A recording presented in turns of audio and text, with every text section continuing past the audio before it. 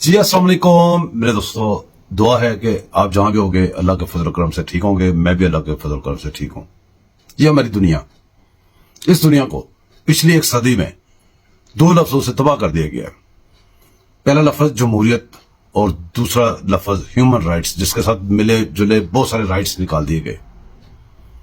दोनों का मतलब क्या निकलता है, उसको मतलब को उलट किया गया। उसका जो मतलब है उनको गलत तरीके से इस्तेमाल किया गया और दुनिया को तबाह किया गया। इन दो लफ्जों के साथ जो मैंने अभी आपके सामने बोले हैं, जमहूरियत। जमहूरियत का मतलब डिक्शनरी खोले तो उसमें निकलता है कि अक्सरियत की जो ख्वाहिश है उसके मुताबिक फैसले हों।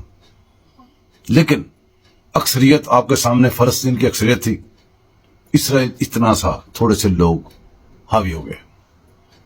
दूसरे ममालिक में आप रोजमर्रा देखते हैं जो मिनोरिटी होती है मेजोरिटी के ऊपर हावी करने को जमहूरियत कहा जा रहा है आजकल। जैसे वो मुर्सी मोहम्मद ने बड़े बेहतरीन इलेक्शन करवाए मिस्र में, तो उनको नहीं माना गया, जमहूरियत को नहीं माना गया, कि जो असली जमहूरियत थी। वहां पे सीसी आ गया, सीसी को भेजा और जो वहां पे तूफान बदतमीजी बचा वो आपने देखा। जमहूरियत भी झूठी और राइट्स भी झूठे। राइट्स का यह सिस्टम है कि भी आप जब जमहूरियत की बात करते हैं तो जब वो कई मामला जाते हैं, वोटिंग होती है, तो आप वीटो पावर भी इस्तेमाल करते हैं, तो जमहूरियत नंगी हो गई। इसी तरह आपके राइट्स तब नंगे देते हैं कि आप जब बम्बिंग करते हैं, आप तजर्बा गाह बनाते हैं कई मुसलमान कंट्रीज को, वहां पे अपने बम फेंक के दिखा के मार्केट में मार्केटिंग करते हैं, ये हमारे बम ने क्या तबाही की है, उसको तजर्बा गाह बना के बेचते हैं। तब आपके राइट्स कहां आते हैं? जब आप एक जालिम, एक काबिज मुल्क के लिए कहते हैं वी स्टैंड विद इसराइल, वो राइट्स किधर जाते हैं? जब आप तबाही करें तो आप दिखाएं टीवी पे जैसे मर्जी, जैसे लाशें बिखरी हुई हैं, अगर मजलूम दिखाए उसके ऊपर कम्युनिटी गाइडलाइन इधर उधर पता नहीं क्या ठोक दें, उसको उतार दें, बंद कर दें। जो आप चाहें वो दिखा सकते हैं मीडिया पे, जो आप ना चाहें वो नहीं दिखा सकते। तो ये कौन से राइट्स हैं? आपके राइट्स तब नंगे हो गए, इस दुनिया के राइट्स तब नंगे हो गए जब यूरोप में, यूके में, अमेरिका में लोग फलस्तीन के फेवर में फलस्तीन के झंडे लेके निकले तो आपने लोगों को अरेस्ट कर लिया। तो ये जमहूरियत और राइट्स किधर गए?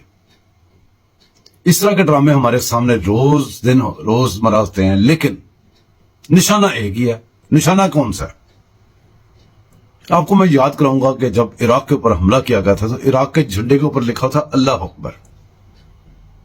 तो हर खबर में, हर जो इनकी जो 24 घंटे ट्रांसमिशन चलती थी, वहां पे पक्का ही लग गया था वार ऑन, नीचे इराक का झंडा, उसके ऊपर लिखा था अल्लाह अकबर, वार ऑन अल्लाह अकबर।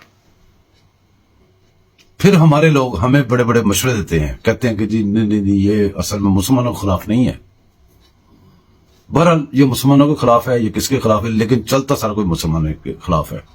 कश्मीर गाजर मूली की तरह मुसलमानों को काट दें, दुनिया के कोई राइट्स, कोई एनजीओ, कोई बंदा नहीं बोलेगा। उरंगिया, वहां पे मुसलमानों को ऐसी जिंदगी खराब करो, कोई नस्ल कशी कर दो, कोई नहीं बोलेगा। कोई राइट्स नहीं, कोई कुछ नहीं, कोई वो क्या कहते हैं जमहूरियत नहीं। जमहूरियत और राइट्स, ये दो लफ्ज पिछली सदी के हीरो रहे हैं जिन्होंने अब तक दुनिया का नक्शा बदल दिया हुआ है। एक मुल्क दूसरे मुल्क के बशिंदों को बाहर बैठा वार्निंग देता है कि ये फलां एरिया खाली कर दो इतने टाइम में। इसको आप क्या राइट्स कहेंगे, जमहूरियत कहेंगे, क्या कहेंगे आप? दूसरे मुल्क अपने मुल्कों में बैठ के कहेंगे वी स्टैंड विद हिम, जो ये ऑर्डर दे रहा है, उसको क्या कहेंगे? जमहूरियत कहेंगे, राइट्स कहेंगे, क्या कहेंगे?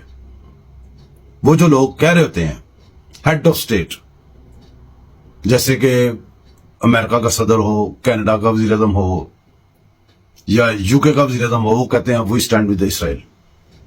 ये कौन है? ये अवाम है।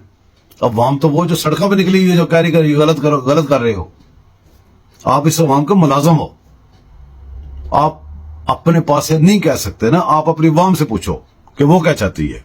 आप अपनी अवाम के तर्जुमान हो, खुद फैसले, आप बादशाह नहीं हो।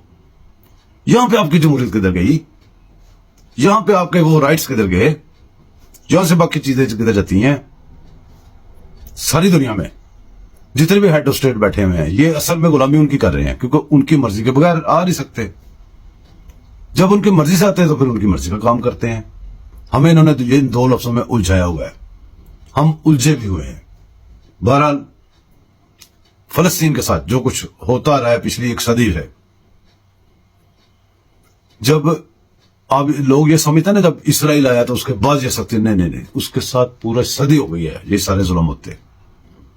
اسرائیل بننے سے پہلے ان کے اوپر یہ ظلم شروع ہوئے، بعد میں یہ ملک بنا تھا، اس کو ڈالا گیا تھا. بہرحال جتنے بھی رائٹس اور جتنے بھی یہ جمہوریت، یہ ٹوپی ڈرامے ہیں، یہ مجھے لگتا ہے کہ اب ایک عالمی جنگ مانگ رہے ہیں. کیوں؟ یہ لفظ تب لائے گئے تھے، کہا گیا تھا کہ یہ جنگوں کو روکیں گے، لیکن میرے خیال میں جتنی دیر انہوں نے یہ سارے کام کیے ہیں اس سے زیادہ تباہی ہوگی اگر اب جنگ لگ گئی تو، جو کہ بالکل یہ چاہتے ہیں لگ جائے. اب دنیا میں دیکھیں کیسے کام ہو رہے ہیں کہ جب 3 کمپنیاں ہیں، ایک آئل کمپنی ہے، ایک ایمونیشن کمپنی ہے، ایک فارماسیوٹیکل ہے.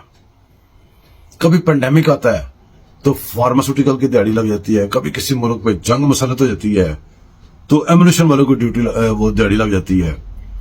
تو آئل کمپنی کے تو رات دن پانچوں گھی میں سر کڑائی میں ہے، اور جتنے ہیڈ آف اسٹیٹ ہیں وہ آئل کمپنی وہ کر رہی ہیں کنٹرول، ان کے سسٹم بنے ہیں، ان کے سسٹم میں وہ ان کو کنٹرول کرتے ہیں. تو پھر اس طرح پوری دنیا میں کنٹرول ہوتا ہے. تو فارماسیوٹیکل اور ایمونیشن جو ان کے وہ پارٹنر ہیں، وہ مدر کمپنی سسٹر کمپنی کہہ لیں، سسٹر کمپنی سوری، یہ ٹوٹل سسٹر کمپنیز اور مدر کمپنی مل کے تو پوری دنیا پہ اس وقت حکومت کر رہی ہے. کسی پہ کوئی لینگویج بولنے والا بیٹھا ہے، کسی پہ کوئی لینگویج کسی کنٹری پہ بیٹھا ہے، لیکن حکومت ان کی ہے، مرضی ان کی چل رہی ہے. اور جو سختی ہے وہ مسلمانوں کی ہے، بے شک کوئی بھی ملک ہو، کوئی بھی جگہ ہو، کوئی بھی علاقہ ہو، سختی مسلمانوں کی ہے.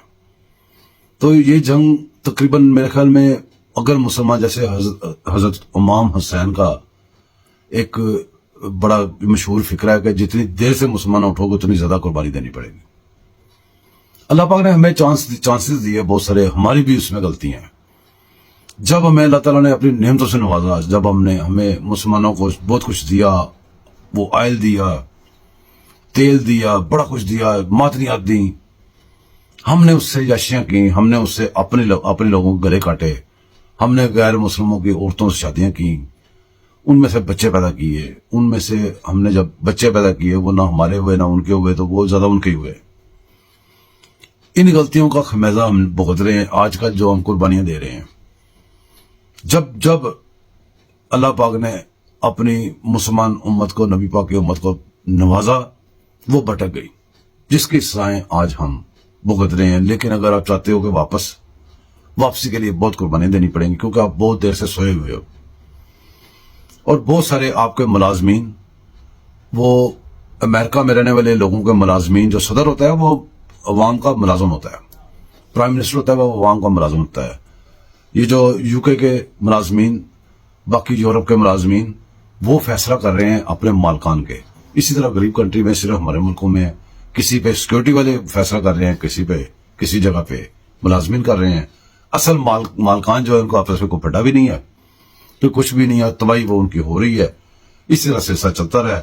اللہ پاک سے دعا ہے کہ ہمیں نیکی کی ہدایت دے اور ہمیں سیدھا راستہ دکھائے اور ہمیں ہر ایسی مصیبت سے بچائے اور ایسی کسی بھی طوفانی اور تباہی والی زندگی سے بچائے اور تباہیوں سے ہمیں پاک کر دے.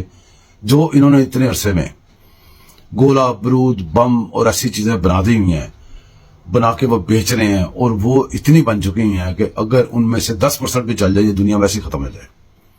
لیکن ان ظالموں نے بیچنی ہے اور چلانے کے لیے مواقع بھی دینے ہیں. تو قیامت جو ہے نا، اس میں جیسے کہتے ہیں نا بندہ مر جاتا ہے تو اللہ پاک کے اوپر الزام نہیں آتا، یہی آتا ہے کہ ایکسیڈنٹ ہوا مر گیا، ہارٹ اٹیک ہوا مر گیا، یہ ہوا مر گیا، وہ ہوا مر گیا. اسی طرح قیامت کا بھی الزام نہیں آئے گا. قیامت ہم نے خود بنا چکے ہیں، اپنے لیے پیک کر چکے ہیں، سامان تیار ہے. قیامت بھی ہم اپنے اوپر خود ہی لائیں گے. اللہ پاک سے دعا ہے اللہ پاک ہمیں معاف کر دے، سیدھا راستہ دکھا دے، سب کو نیکی ہدایت دے. اور میرے لیے دوستو دعا کیجیے گا، میں آپ کے لیے دعا کروں گا. میرے چینل کو سپورٹ کیجیے گا.